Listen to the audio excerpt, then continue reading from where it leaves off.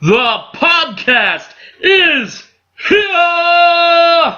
And since you can't see us, we'll tell you who we are. First and foremost, my name is Ed Burkeen. You can find me on RealSport101.com as a featured wrestling writer. I also cover a little bit of baseball and a little bit of hockey. With me, as always, is the muscle of the podcast, future MMA fighter, and hopefully voice of the Philippines, the one, the only, the Jaime. Say hi to the people, Jaime. What's up, wrestling fans? The original greatest man that ever lived is back in the podcast, so let's go!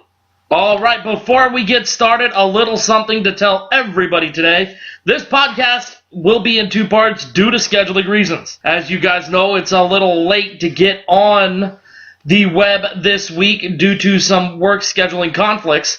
We're going to have Jaime for the first half to talk about all the wrestling action that happened this week.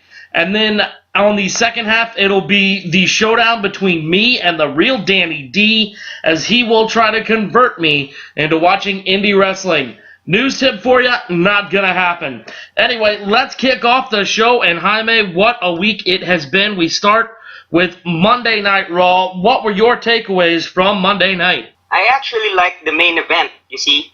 I know, Ed, how much you hate the indies, but whenever you see two indie guys do indie things on a WWE level, it's, fireworks for the fans. Like, this is awesome chance. But when you add the homegrown like The Miz, who is able to hang around with these two indie guys, with these two more risky superstars, you get an awesome match. Exactly, and if I had anything to take away from Raw, it would be the fact that you could have literally watched the last 45 minutes of the show, missed the first 2.25 hours, and been perfectly okay.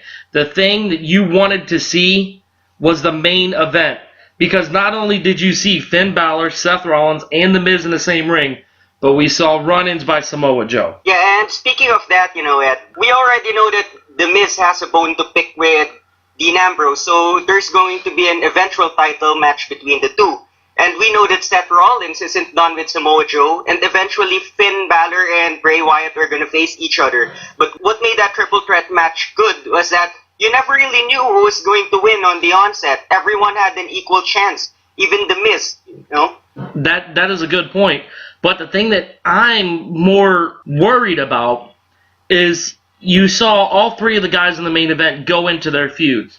Miz and Dean Ambrose, they're going to keep going. Seth Rollins and Joe, they're in one. Finn and Bray Wyatt, they're in one. Now we got Brock Lesnar coming back. Which one of those feuds, and I'm pretty sure it's not going to be Miz and Ambrose, is going to get elevated to have Brock Lesnar added to it, so we see the title switch hands? Because I don't see Lesnar having it past SummerSlam. So are we going to see somebody new, maybe a Roman Reigns, although it looks like him and Strowman are still together? Who is going to be elevated to challenge Brock Lesnar when he comes back? I think it's going to be another David versus Goliath story, Give Seth Rollins another big guy to face, I really see him getting over Samoa Joe with that feud. So I think he's the one who's going to most likely get Brock Lesnar among all of these names you've mentioned. Well, if you look at it, the smallest guy is the face in all three of those matchups. I mean, Dean Ambrose and The Miz, it's kind of a push. I think Miz may be a little bit bigger, but Finn is dwarfed by Bray. Rollins is dwarfed by Joe. And even if you look at Roman Reigns, Reigns is dwarfed, and that's saying something, by Braun Strowman. Lesnar is going to, with the exception of maybe Strowman, is the biggest guy that's going to be in any one of those feuds. So anything you have is going to be a David and Goliath matchup. Now let's move on for the sake of tradition, I guess. We saw actually two cruiserweight matches. Austin Aries defeated TJ Perkins, who I read online will now be referred to as TJP. And then we had Jack Gallagher, Rich Swann, and Akira Tozawa defeat the Brian Kendrick, Tony Nese, and Noam Dar in a 6-man cruiserweight match. Now, we know 205 Live is not doing well, mainly because it's a exclusive WWE Network product, and it is aired after SmackDown on a Tuesday night. Not a big night for TV watching, not a big night for internet watching. And it's also filmed after SmackDown, which means everybody's already had the crescendo of one of the main shows, and nobody's really paying attention to some 150-pound guys flying around the ring. Are we going to be seeing more cruiserweights featured on Raw? Or is this something they're just trying one last desperate gasp before we may see them go away? Definitely, we're going to see more cruiserweight action in Raw because they brought back the cruiserweight division to bring back how Raw and SmackDown was back in like 2003. Am I right? So Yeah. I think we're going to see more of them on Raw, even though 205 Live might eventually fall out. There's a few things that don't make sense with the 205 Live roster. Now, you would think it being 205, everybody under 205 would be eligible for the Big Purple Championship. However, you have a guy like Kalisto, a Sin Cara, and then is Finn Balor over 205? It's got to be pretty close. Is a guy like, I know Seth has got some height to him, but he's got to be pretty close. Dean's got to be pretty close. None of these guys are exactly, 240, 250 sitting in the ring. So are we going to see maybe a bigger name go to 205 Live or go to compete for the Cruiserweight Championship, given that that division is kind of floundering right now outside of Austin Aries, TJ Perkins, and Neville? Well, definitely, yeah. We might see, remember when they brought the Hurricane Gregory Helms just to, add a little bigger name to the dying division back then? So they might do that with one of the superstars. Say, Sami Zayn might just lose a little more pounds before he finally transitions to 205. But given that he's on SmackDown Live, so we don't see that happening in the near future, maybe next year or I don't know when. Now, hold on a second. Did you just break news? Are you sitting here while sitting in the Philippines and telling me that the secret alias of the Hurricane is none other than Gregory Shane Helms? Is that what you're telling me? I guess so. I hope so. I guess so. Folks, you heard it here first. The Caps Locks and Chair Shots podcast with breaking news. Gregory Shane Helms is the Hurricane. You can take it to the bank. Write this down. Spread it all over the world. Gregory Shane Helms is the Hurricane. That has been confirmed. Now, let's move on to SmackDown Live. The thing that stuck out to me on SmackDown Live was perhaps one of the greatest segments I have ever seen, and that was Tyler Breeze and Fandango. They got this thing going on where they are, what do you call them, the Fashion Police? Is that what they are? Fashion Police. And the exchange made my recaps lines of the week where they were talking about their next big boss, the Usos. Fandango, they're walking around backstage like they own the place. Tyler Breeze, that's jaywalking. And that's Jimmy walking. Couldn't have laughed any harder. The fact they're ripping off Law & Order, which is predominantly featured on USA, along with Law & Order SVU, I thought was freaking outstanding. What was your big takeaway from SmackDown Live? Well, since you already mentioned the Fashion Police, you know what they remind me of?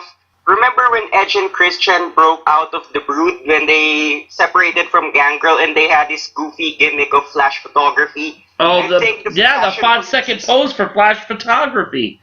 Blowing the kazoos and the big hats, and yeah. Yeah, I think the Fashion Police is like the second coming for that.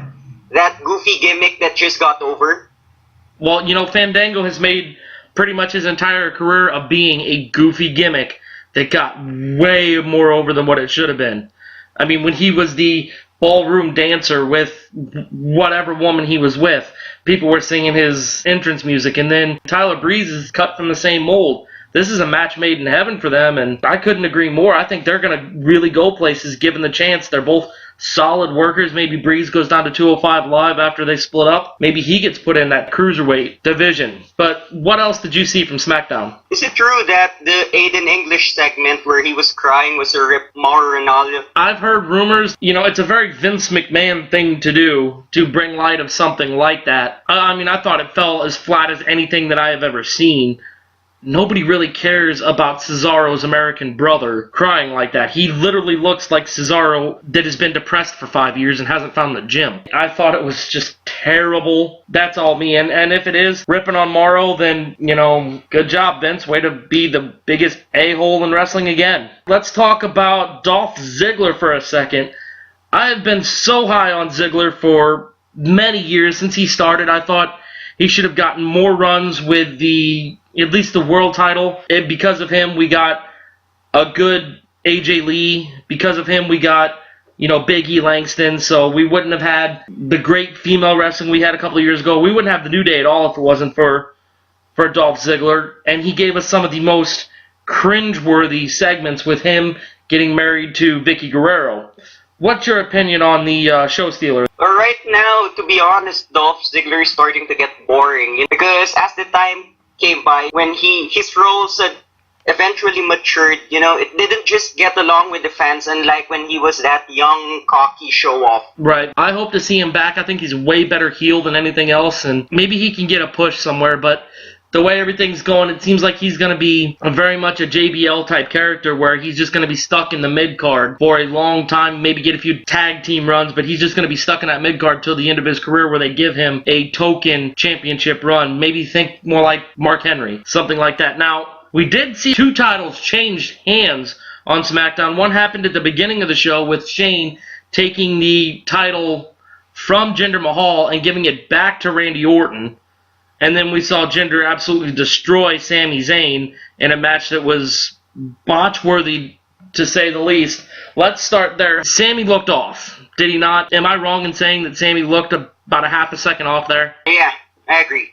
Yeah, and then, you had Jinder come out with, I guess they're now repackaged as the Singh brothers, the Bollywood boys. Almost mercifully, that match ended. I don't know if it helped. I mean, it obviously hurt Sami Zayn, but I don't know if it helped Jinder at all.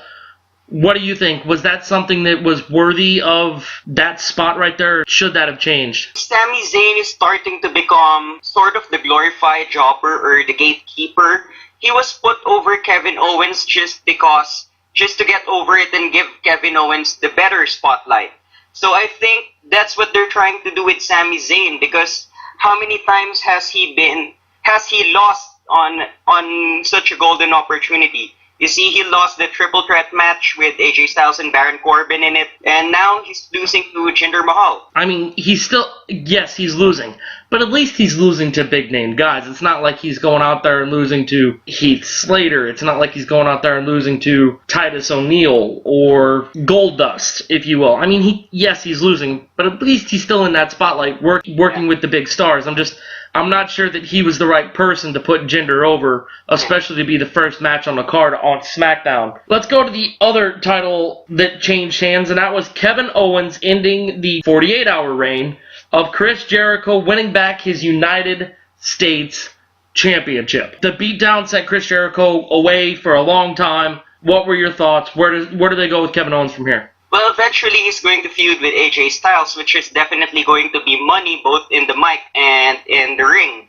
But as for Chris Jericho, how does he come back from this? Like, he already got beaten up in the Festival of Friendship. He came back and feuded with Owens, but what happens when he comes back the next time around after this Aussie tour or stuff that he's up to? Well, if you look at every time Jericho has left, he's come back like as if nothing has ever happened. Every time he leaves to go tour with Fozzy or has another book coming out and he's going to do the signings and everything else, he gets the tar beaten out of him.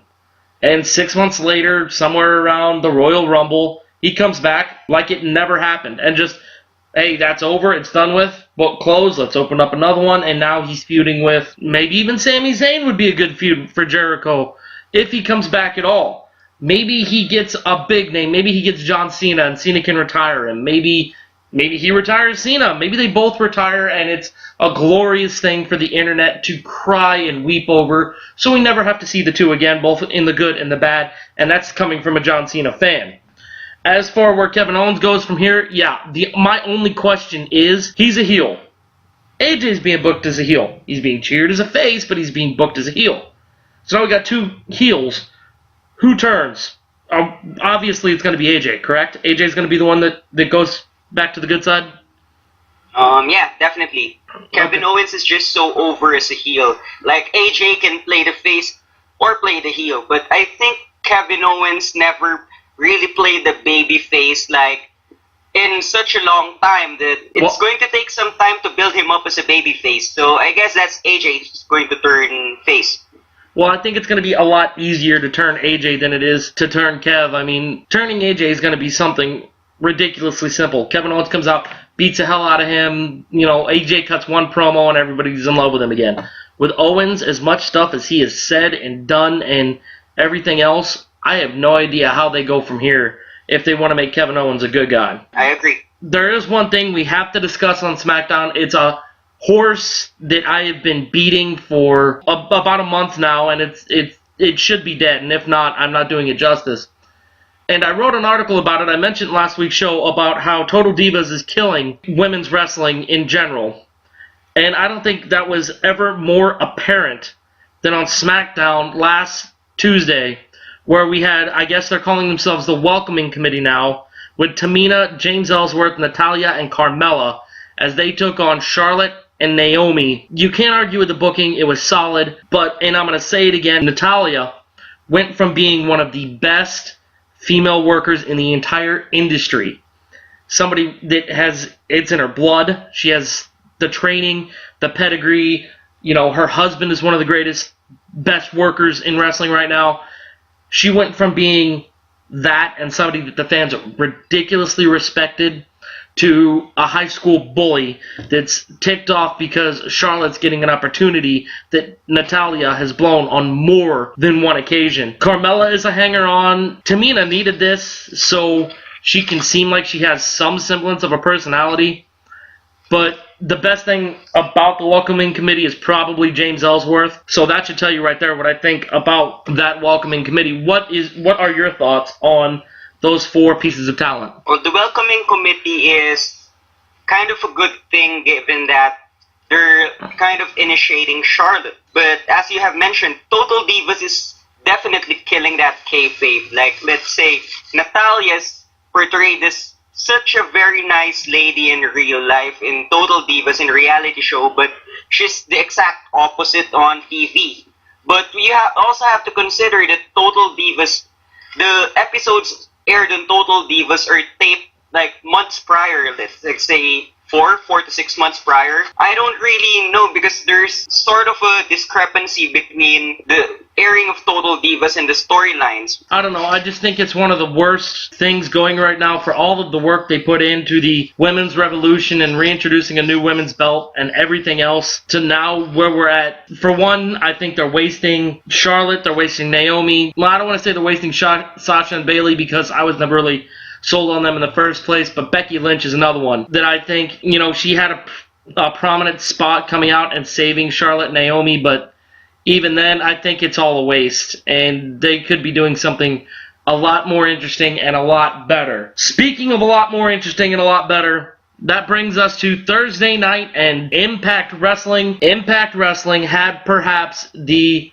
match of the year wrestling-wide when Matt Sydal, I know him as Evan Bourne, you guys know him as Matt Sydal, and I found out he actually grew up less than 45 minutes from where I grew up at the exact same time. He took on none other than Eddie Edwards. If you haven't seen this match, go to the Impact Wrestling website. Go to YouTube. Find it somewhere and watch it. It was hands down the best match I have seen all year. I'm tired of gushing about it. What did you think? I also think that was the best match of the night. It was awesome because we already know how Matt Sydal works back. If you have watched clips, I know you do not watch New Japan regularly, but if you've just seen clips, especially when he killed it with King Ricochet, and back when he was Evan Bourne in the WWE, he was already that gravity-defying superstar. And you have Eddie Edwards, who's also a decent worker, a daredevil of his own, and, you know, you're really in for a good show. And to tell you quite honestly, with the return, with Matt Sydal coming to Impact and Loki becoming the champion, that makes other X-Division guys like, let's say, your DJZs or your Braxton Sutters, makes them look like amateurs, you know, with the return of these veteran X-Division guys. Now, while we were on Impact, we saw two title matches, both of them for the GFW belts. One was for the Global Force Wrestling Women's Championship. I had became a fan in the last couple of weeks of former GFW Women's Champion Christina Von Eerie, as she would take on Sienna with her cousin KM, but Sienna was able to pull out the victory against CVE. You know, we saw Sienna get a face-to-face with Karen Jarrett both before and after the match. It's a feud that I'm kind of, yeah, okay, it's happening. I get why it's happening, but I really don't care that it's happening, but it has to happen kind of thing. What are your thoughts? Where do where does the GFW Women's Championship go? Is now Sienna on a collision course with Rosemary to unite those two titles? I actually think that the ending of that match and that title change was dull. Like, let's say, okay, so where does Sienna go from here? Could she be able to hang with the craziness of Rosemary, like, let's say, a Christina Von Eerie can potentially be? Well, another thing with that, once again, you got two bad people lining up against one another. They built Rosemary as this creepy, scary, weird kind of woman that's not well liked. And, Sienna is, for lack of a better term, a bitch. So now you got bad against worse. They gotta insert a third person in there if those two wind up meeting, or there's gotta be a go-between. Right. And with Crazy Steve leaving for NXT, Rosemary loses one of the guys that was in her stable. Abyss is still Abyss, but she also lost somebody there. Is the writing on the wall that Rosemary's 7-8 month title reign is over, maybe even as early as Slammiversary? I think since Sienna is in an angle with Karen Jarrett, yeah, maybe she's going to lose the title by virtue of, okay, Karen Jarrett, who else have you got? And maybe a surprise appearance in the near future, but I think, yeah, it's going to be the end of Rosemary's reign. I'm glad you brought up that surprise appearance, because that is something we could really see is a surprise person come in. Karen Jarrett brings somebody, maybe a Gail Kim, and she gets the rub from Karen Jarrett as a face. She beats Sienna, then goes on and beats Rosemary, unifies the titles. We still have the natural good versus bad thing in each match, and it builds up whoever she brings in as somebody that's on par and not just another pretty face in the ring. Speaking of pretty faces in the ring, Ethan Carter III was in a squash match with John Bolin. Looks like he's on a collision course with the Impact Championship. Magnus defeated Matt Morgan to retain his Global Force World Championship. He's on a collision course. Matt Morgan looked really strong. Maybe he's still in the picture. Alberto El Patron beat Eli Drake with Tyrus to remain the number one contender for Magnus in his GFW Heavyweight Championship. I think maybe Eli Drake, maybe not so much, but you can't count, the man with 3 syllables in his name out. So before we get to the number one contendership match and the GFW Championship match, which didn't go on last, we're looking forward to Slammiversary. Bobby Lashley is the Impact World Champion. I just mentioned 5 names that could challenge him. Who's more likely, or do we see a multiple-man match for the Impact Championship? Well, because El Patron is still owed the championship match, given how he just surrendered the title, and he hasn't gotten his fair rematch for that. And as for Magnus, yeah, he's another big guy to put in there, so maybe a triple threat match. And EC3, creating a streak of his own first before he eventually has title on his waist again. So, what are you saying here? That they're going to let EC3 just keep getting jobbed? Or keep beating jobbers and eventually just build up another streak and kind of, hey, you're not there yet, you're not there yet, you're not there yet. Bruce Pritchard keep coming out and telling him, win one more, win one more, win one more, win one more, before he finally gets it at maybe a pay-per-view somewhere else down the line. Is that what you're saying? Yes.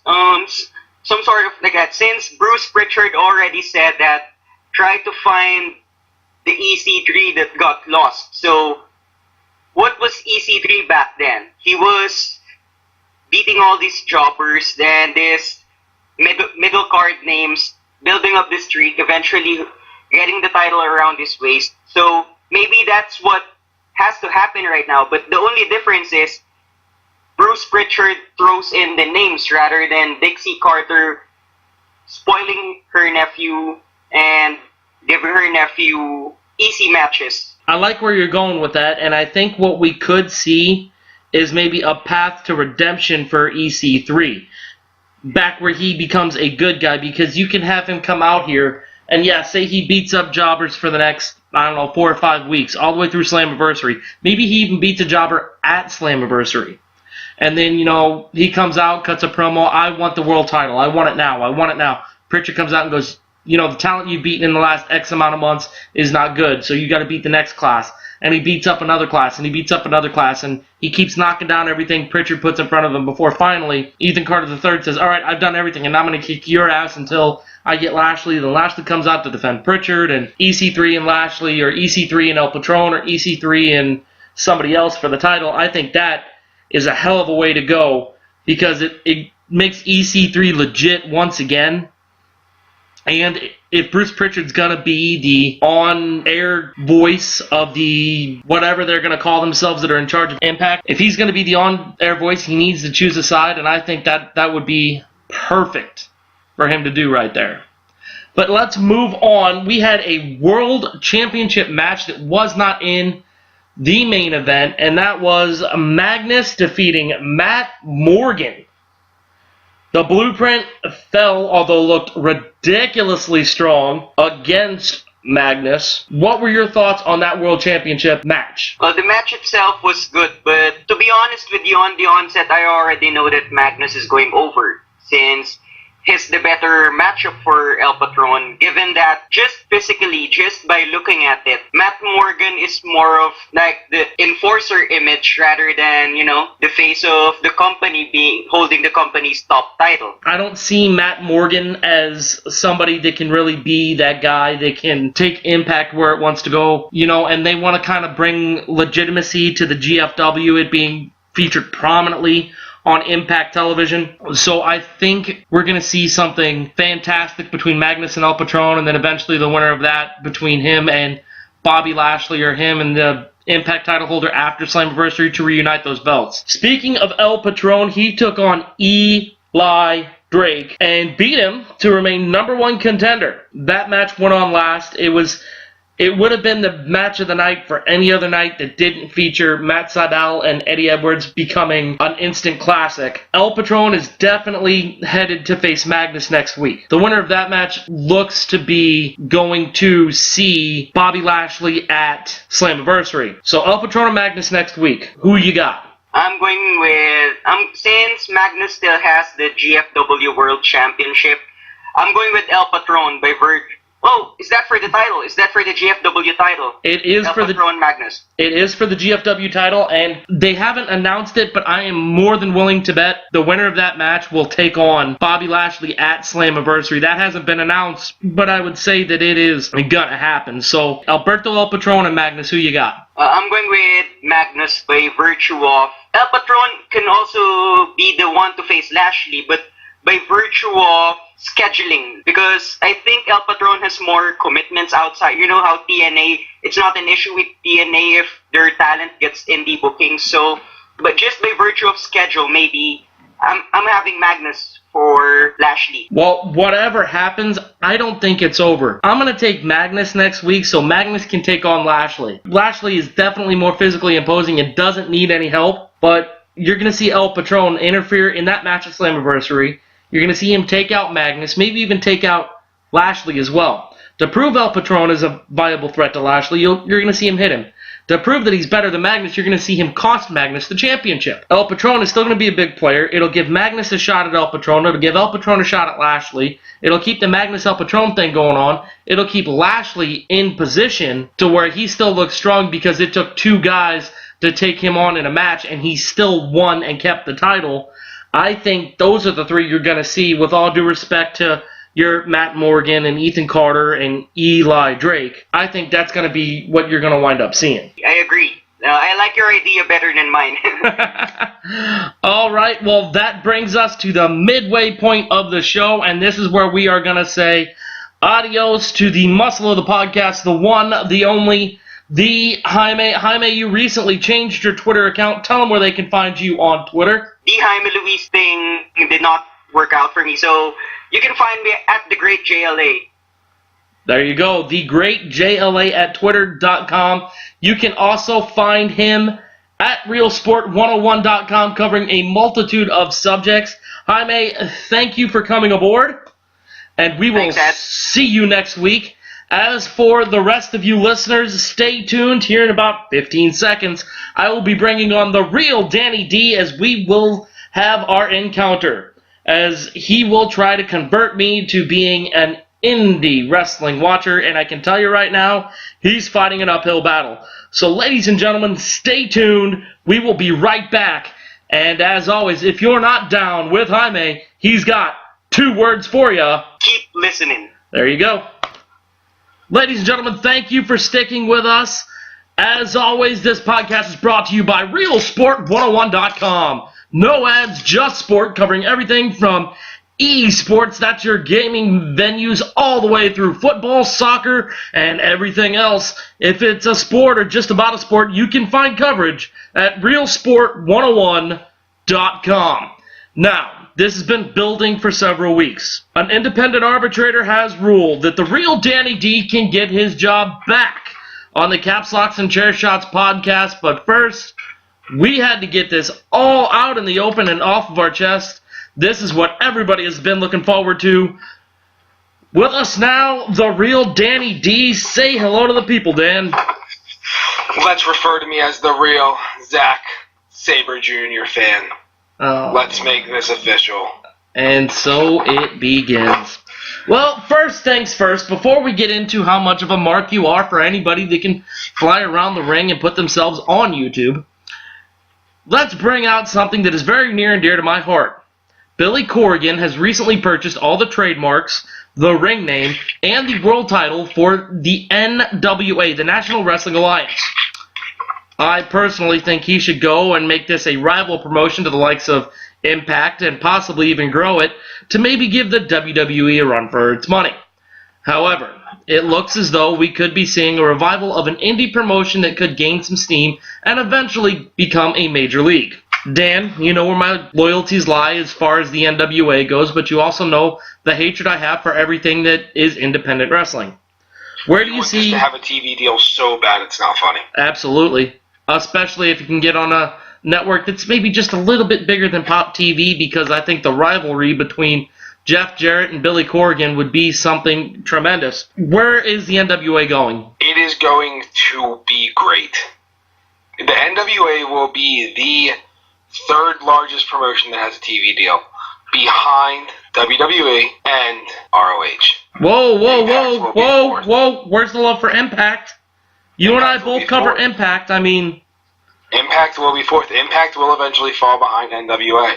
And the reason why is because of the hatred that the company has earned through this lawsuit with the Hardys. Man, you and I both know the amount of love that you and I have for Impact, for what we do for Real Sport 101.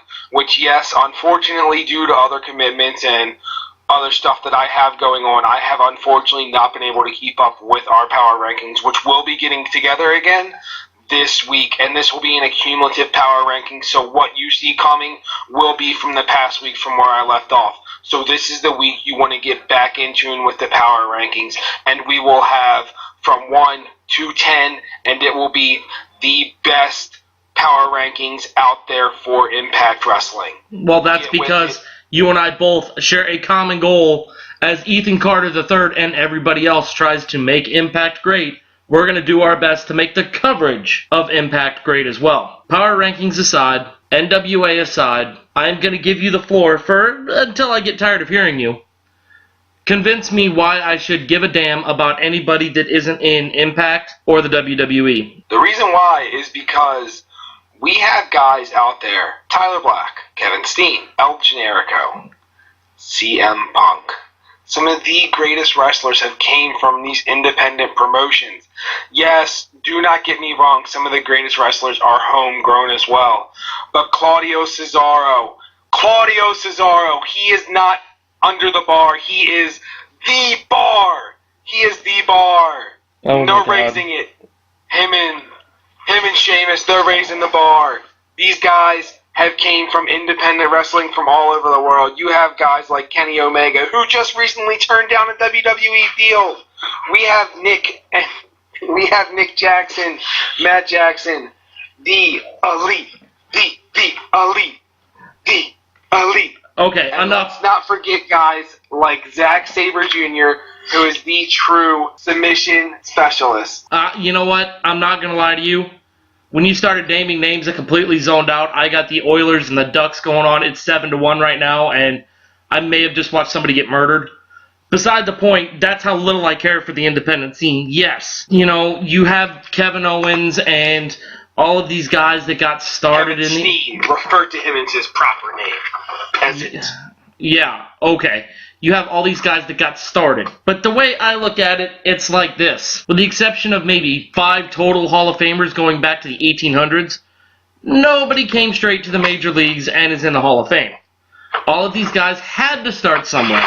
Nobody just goes straight from high school graduation to Monday Night Raw. They have to start somewhere. So yeah, Tyler Black got started in Ring of Honor. Yes, CM Punk made his career doing indie shows in Chicago, wrestling his best friend, Colt Cabana, and Justin Roberts was there. I just saw that DVD, by the way. Fantastic stuff on Punk, even though it was WWE produced.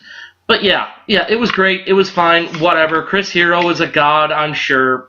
Being a god in independent wrestling is like holding the career home run record for the minor leagues.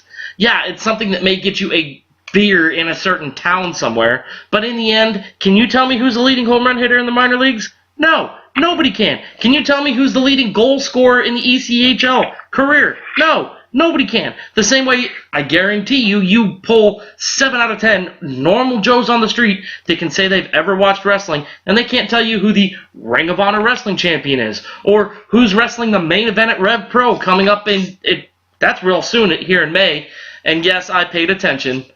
Or who's going to be at this next indie show in Hoboken, New Jersey, wrestling some guy that was big in the 1970s. Or who Tony Atlas is going to take on at the Moundsville National Guard Armory next week. Nobody gives a damn, because the indies are the minor leagues. They're a great thing to watch on a Saturday night when you got nothing better to do, but in the end, they're crap, and they're always going to be crap. So that was failed attempt number 1.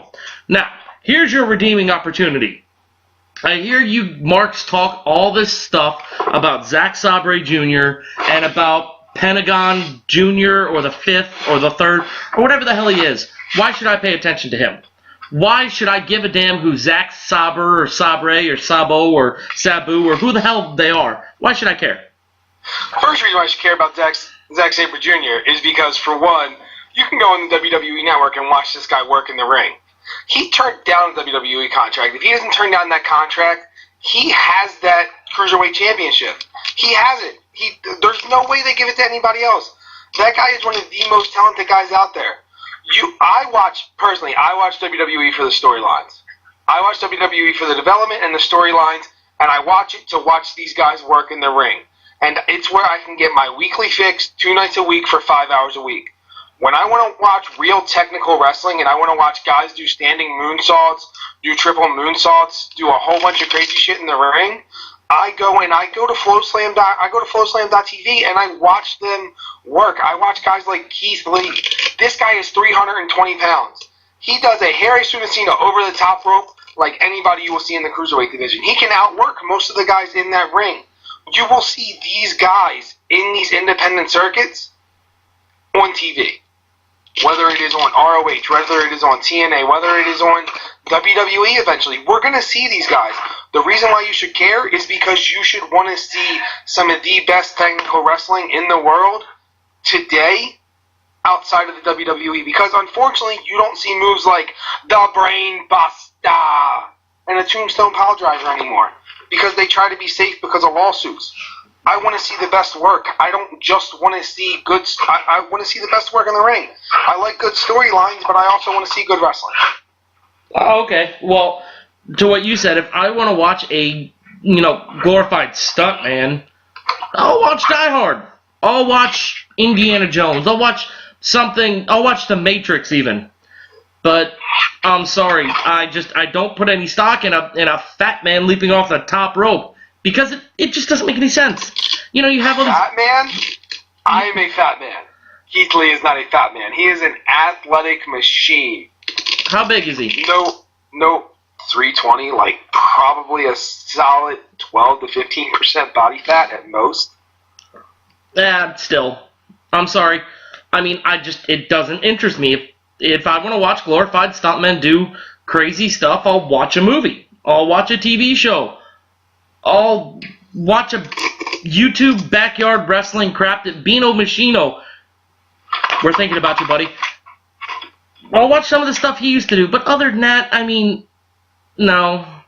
It's most of them shows are badly lit in rings where the ropes look like they were strung together with the strength of a 4-year-old. That is your 1980s, 1990s, and early 2000 independent shows. It's the What you have same now- thing. You watch the shows that the Summer of Punk. Watch the Summer of Punk. 90% of those shows were garbage. You watch anything that it seems like any video I have ever found on Cassius Ohno, okay, before he was the real KO, was terrible. It was a god-awful mess. The stuff, any early videos you find of Daniel Bryan, terrible. And that was only a few years ago. I'm sorry. No. Indie wrestling's garbage, and it'll always be garbage.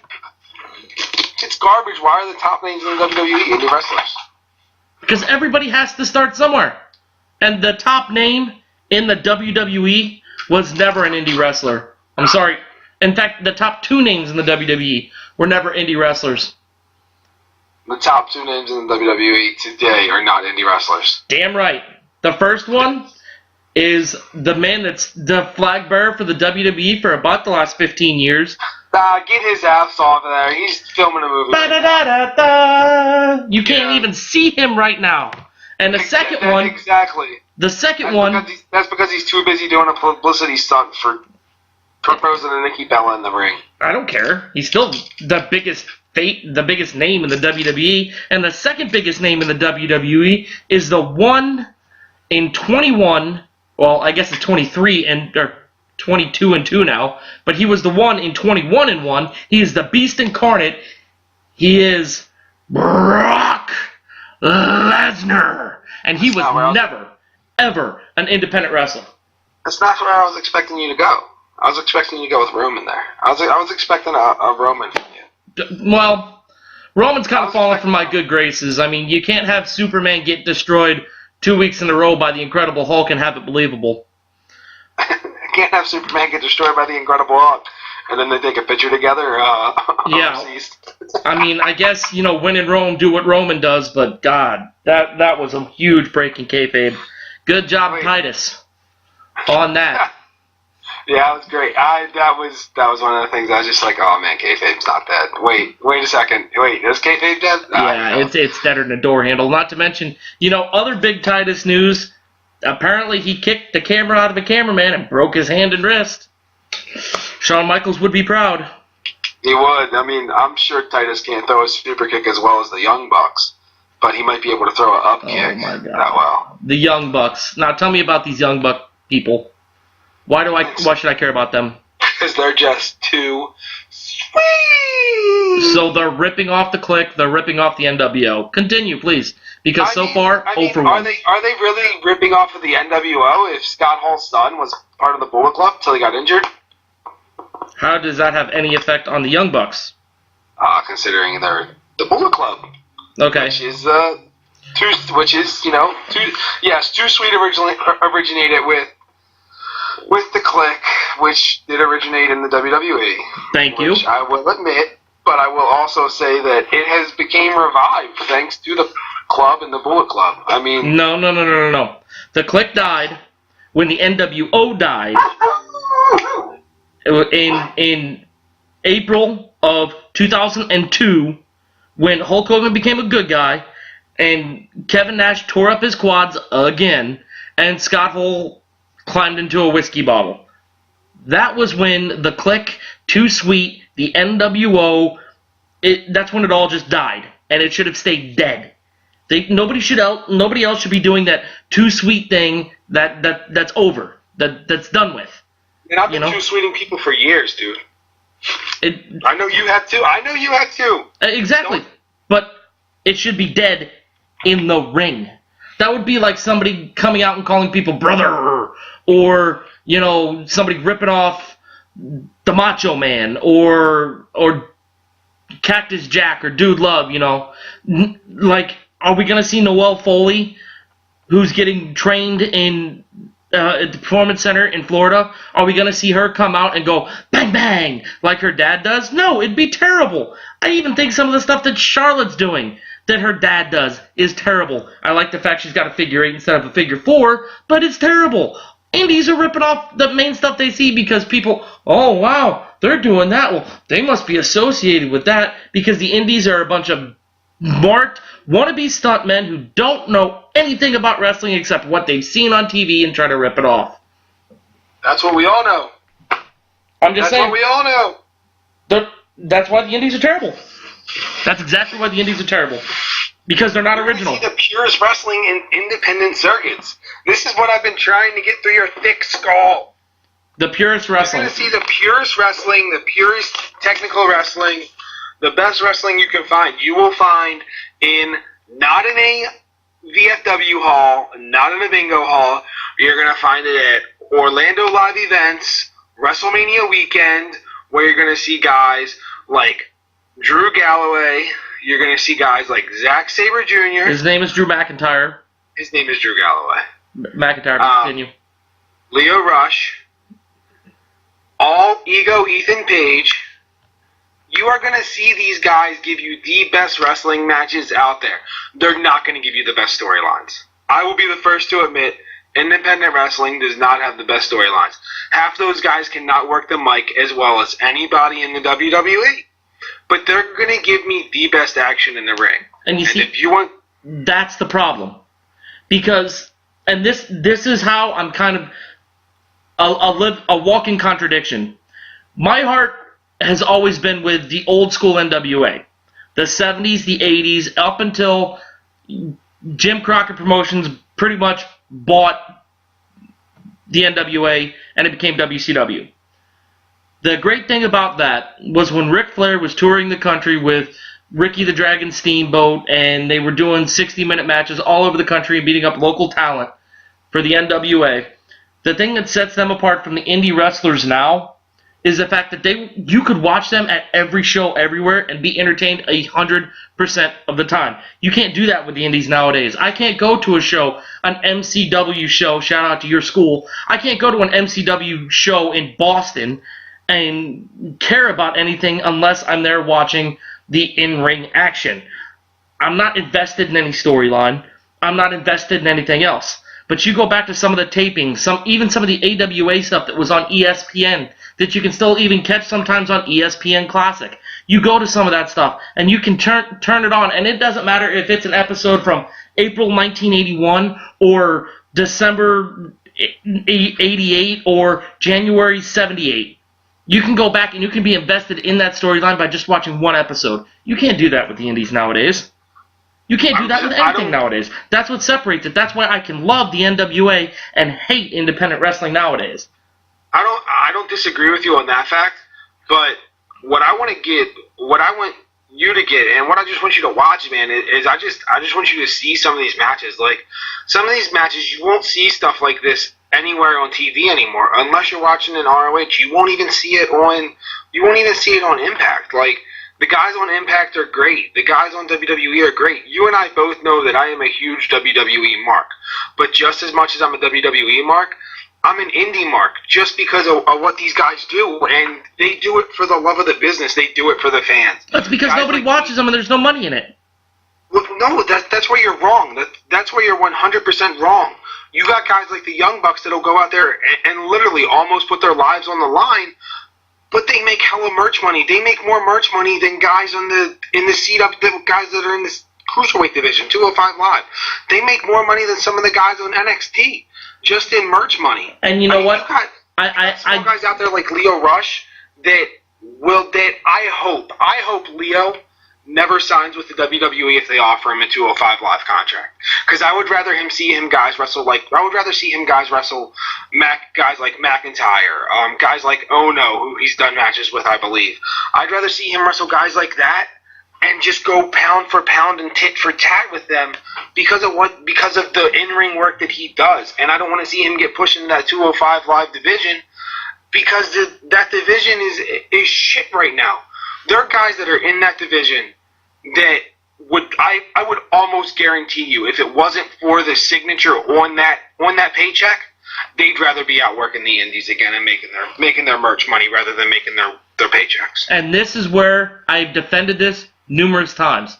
You can bring up the fact that the indie guys are making more merch money than everything else, and okay, great. If they are, they are. Good on them. But look at it like this. You have a bench warmer in the Premier League. Let's say, and I have no idea if these figures are anywhere close to accurate, but let's say he makes $500,000 a season, okay? But he still plays for Manchester United, okay? But you have a guy in maybe the second tier league, whatever that may be in Britain. He's the star of that for that team. He makes $1 million. So he actually makes more than somebody in the English Premier League, and he probably deserves it. He's probably a better player. However, he's still a big fish in a small pond. And a lot of these guys are whales and teardrops in the WWE. You take somebody who you haven't seen on television in months, or somebody that's a jobber. R-Truth. Perfect example. You take R-Truth, and he is a comedic joke on Monday Night Raw. He's got a tag team title match with Goldust on Monday Night Raw against I think it's the Hardy Boys coming up Monday. They're going to get lambasted. It's going to be a joke. You're going to see R-Truth probably do a little breakdancing in the ring. Goldust might suck his teeth and try to bite Jeff Hardy, but in the end, the Hardys are going to win, and it's going to be an okay to maybe decent match.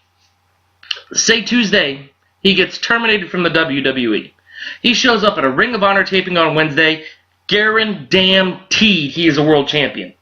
Goldust, the same way. Titus O'Neil, world champion anywhere else but the WWE. It comes down to this. Would you rather be a minor player on a world championship roster or a star on a team that gets booted in the first round of the playoffs? That's the choice these guys are making. And I really can't fault them either way. Stars get paid. People come out to watch stars. You know, you just proved my point. You just proved my point. You look at Buffalo. It doesn't Jack Eichel. Jack Eichel is a star in Buffalo. He's going to be a star in Buffalo for several years. But it's going to eat him alive that he's not the best. It's going to eat him alive that he's not at least with the best. So for everything that Jack Eichel has done, great. He's never going to win a world title with Buffalo. Look at Dan Marino. Dan Marino's another perfect example. Dan Marino was really good on a terrible team. You put him on any other team from 1980 to maybe 1990, he's going to win a Super Bowl. He's going to win multiple Super Bowls. And this is where these indie guys are at. They can either make a little bit of money, but be at the ceiling of the indie class. Be known by maybe 40% of wrestling fans, or they can go to the WWE. They can sign that contract, maybe take a little bit of a pay cut, but be on Monday Night Raw. Where somebody who turns into the nationally syndicated Ring of Honor at 1 a.m. on a Saturday morning, that maybe 50,000 people nationwide total will see them work a 5-minute extremely edited match in Ring of Honor. Or they can go to Monday Night Raw and be featured for 2 minutes for 4 million people. You want to look at me straight in the face and tell me there isn't something more than money going on why the Young Bucks and Zack Sabre Jr. and Pentagon and whoever else turned down a nationally televised deal with the WWE? I say it's bullshit. And I say every indie wrestler that is not looking to sign a contract in Stamford, Connecticut today is full of shit. Anybody that has never been on the stage... I don't think you'll find an indie wrestler that'll say that they don't want to make it, that they don't want to make it to the WWE. But what you will find indie wrestlers saying nowadays is if they don't make it to the WWE and they can make merch money and they can get their booking fees right, they will be content with doing what they love. Because you know what I'm doing. You know I go to school. You won't find me ever saying that, oh, yeah, man, I'd love to just wrestle, I'd love to just travel the world, wrestle WCPW, World Culture Pro Wrestling, or wrestle Rev Pro, wrestle OTT over in Ireland, wrestle MCW here, wrestle all these huge, wrestle PWG. You won't find me saying, oh, yeah, that's all I want to do. That's all I want to do. Yeah, absolutely. That's where I want to be. I want to be Monday Night Raw, Tuesday Night SmackDown, NXT. Obviously, I'll never be 205 Live, but... Hey, gastric bypass is a real thing. We saw Al Roker lose a person and a half. It's not out of the realm of possibility. Hell, Crash Holly was well over 400 pounds. I'm just saying scales can be altered. Continue with what you're saying. I'm just saying, I don't think you'll find an independent wrestler that'll say, unless you're going overseas, unless you're going to a Japan, yes, some of those guys, their goal in this business might be to make it to New Japan, and that's it. But that's because it's a completely different culture.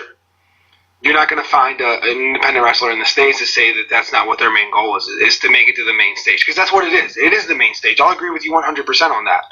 But what I will tell you is guys like the Young Bucks, if they never sign with the WWE, in a way, you can't fault them for the amount of money they make off merch and the amount of money they make on their booking fees. Oh, no. You can't fault them. I'm not faulting them for anything.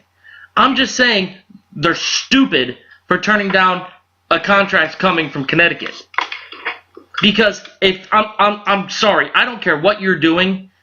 No little kid has ever been in his backyard with his little brother or jumped off the top of his bunk bed onto his brother's mattress that was sitting on the floor, dropping an elbow and said, I just want to be like Zack Sabre Jr. Nobody's ever said that. It's, I want to be like the Macho Man.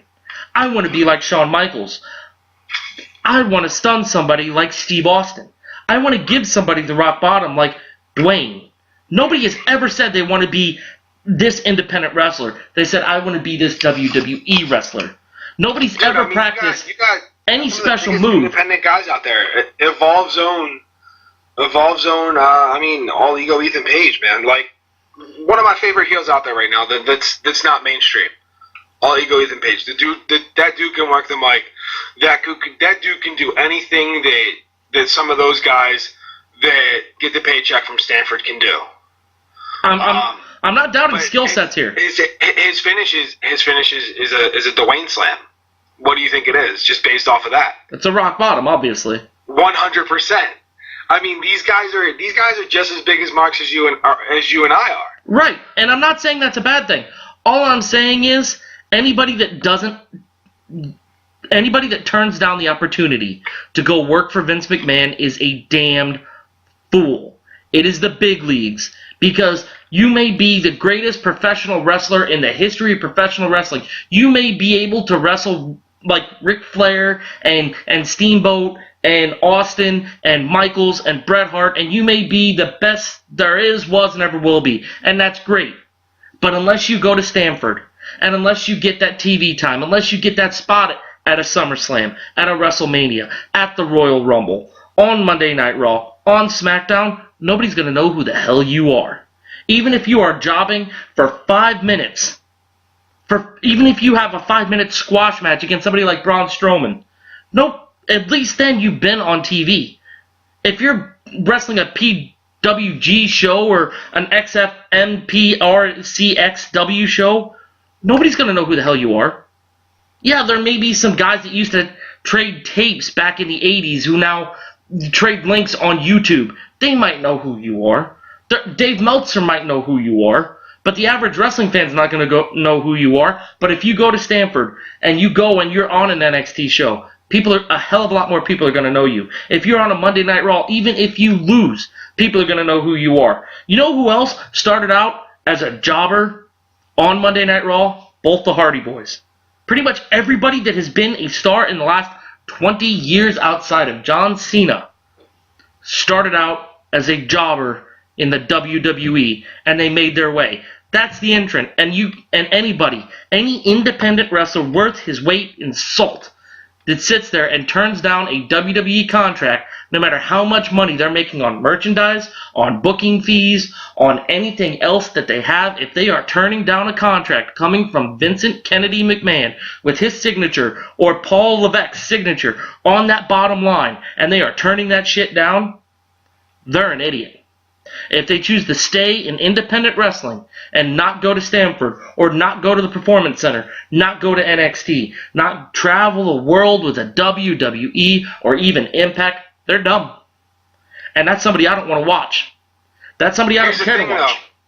You have a child. Let's say you were a professional wrestler, right? You can stay at home Monday through Thursday. You leave Friday. Mm-hmm. You're not going to get that with the WWE. But you live comfortably enough off your merch sales, your booking fees, to where you and your family live comfortably and you have enough money to take your family on 10 vacations a year if you want to. You have more than enough money You have more than enough money than you would ever need in your lifetime at this point in your life, right? You already have your plans out. You're opening up a school of your own when you're done. You can bring in big names. You know you'll be able to bring in big name stars to run one-day seminars and shit like that, right? Okay. Would you rather stay home and watch your child grow up, or would you rather travel the world? See, this is where you knowing me is playing a huge part into this hypothetical situation. Because that's part of the reason why the Bucks didn't sign. Okay, and I'm telling you what, the Bucks, to get where they're at, had to make their entire career, their entire life about wrestling. They had to make everything they have ever done since the time they could breathe about wrestling. So I don't care what they say on Twitter, and until I see a contract or a video of them ripping up a contract on WWE letterhead, I'm not going to believe it. But anybody that has made their entire adult life about one solid thing, anybody that has dreamed of ever headlining a WrestleMania, and then they get that opportunity and say, no, I just want to be with my family, they're lying. No, I don't disagree. Because, I love I don't disagree to an extent. I love my children to death. I really do. But if Vince McMahon called me tomorrow and said, hey, you're going to Arizona, you're covering the next WrestleMania, you're going to be a featured writer on WWE.com, we're going to put you on the network, you're going to anchor a show, like I said, I love my kids, but I might be packing my bags to move to Connecticut because that's anybody that has the opportunity to fulfill a lifelong dream, something that they used to sit or lay in their beds with their eyes closed and picture the bright lights and the bulbs flashing around them as they are in the center stage. They would do it. And I'm sorry, until I see them rip up the WWE contract they were supposedly offered, I ain't gonna believe it. But Dan, as exciting as this conversation is, we are gonna have to put a pin in it and keep it till next time. It's been a great time here having you back, Dan. You're going to be back on the regular show as we'll have it up on Friday, correct? Correct. Alrighty. Now, where can the people find you on Twitter? Update them on what you're doing for our website. Give a little view into what it's like to be the real Danny D.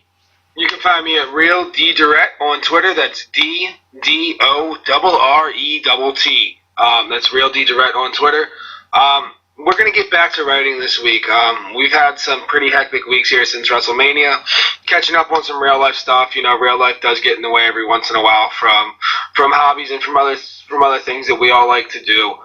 So we're going to be catching back up. We're going to get them Impact Power Rankings back and going again this week. If you guys are in the MLB, be expecting some huge MLB articles from me. We're going to be having some betting articles coming out here this week. So far this year in the AL East only, I am sitting at 57-10 on games that I decide to choose. That is 57 wins and 10 losses. Just so you guys know, coming from the Baltimore fixing games. Orioles, He's fixing games. He's fixing games. Oh, sorry, I had something in my throat. You know, we went 2 for 3 on a parlay today. Just to let you guys know, we took Milwaukee, we took Miami, we lost on Texas. They blew that lead in the 7th. Right now, haven't checked the game, but we do have the Spurs. We do have the Spurs today, straight up on the money line. I was expecting them to go one more up on the Rockets on the NBA front. So we're going to be having some big things coming MLB, some big things coming in the wrestling articles. And well, bud, I got some bad news for you. At halftime, the Rockets are up by 4, 57-53. That's fine. I'll take Kawhi. Give me Kawhi -4 going into the second half. We're going to be looking good. Unfortunately, James Harden isn't going to be saucing on anybody tonight. So. Alrighty. Well, I'll tell you what, Dan, it's been a blast having you back on the podcast. We look to having you back again on Friday. Just to give you guys a little heads up about what's going on in my neck of the woods, I have recently picked up some slack on the MLB page for RealSport101.com. I am also doing all 3 recaps, that is Raw, SmackDown, and Impact, and I write some of those lesser-known stories you may not have heard around the wrestling world. So for all of us here at the Caps, Locks, and Chair Shots podcast, and we'd like to thank the 10 or 15 of you that do subscribe to us daily, we just have one thing to say. If you're not down with the Caps, Locks, and Chair Shots podcast, we only got 2 words for you. Keep listening.